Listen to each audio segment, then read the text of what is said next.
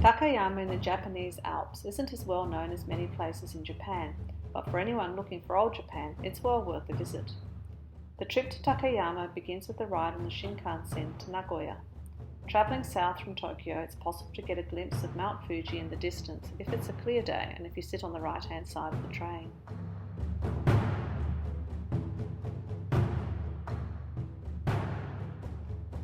From Nagoya, it's a slower limited express train that winds its way through the mountains.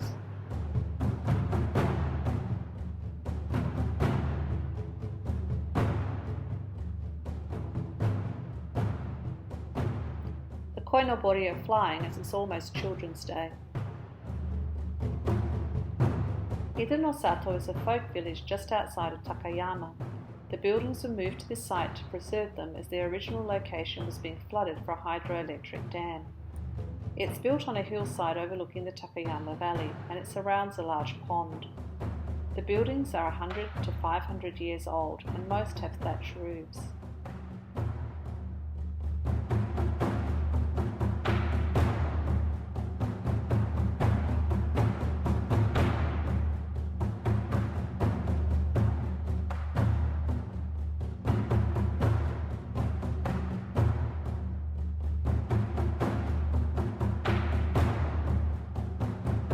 How to solve the issue of who is the strongest man in the village?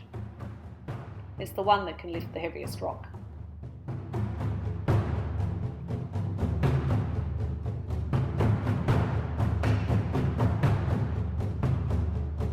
The sakura are just appearing. We're looking down on the city from the castle site. Takayama has a heritage area with traditional shop fronts and houses. All remain as the city wasn't bombed during World War II. Historically, it was quite isolated due to its location, and that helped the preservation of its historic area. The old town is popular with visitors, so the buildings are mainly shops and restaurants. I found this less busy area in which to film.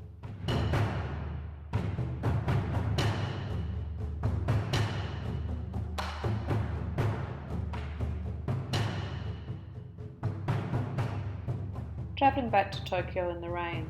The rice fields are being flooded and the rice planting has begun. For me, the soundtrack to any trip to Japan is the sound of taiko, the Japanese drums.